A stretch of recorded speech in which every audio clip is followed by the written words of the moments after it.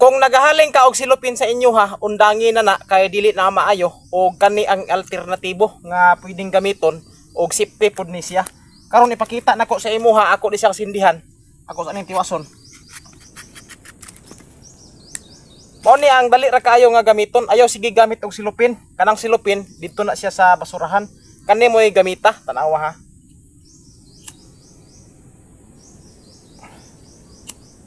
Hangin man.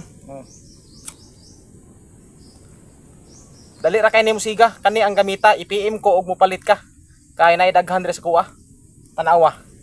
So nindot kaayo ni siya gamiton kung mao ni imong ihaling kontraan ng silupin kay kanang silupin dili na angay nga gamiton panghaling. So i-PM lang ko o gusto ka ani.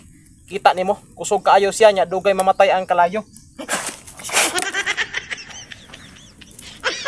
Dugay gud ay. Awa makapasok gani no. So sa mga bata di ay mog sundog ani kay kani para na siya mga ginikanan nga gustong mo gamit og maghaling na sa abuhan.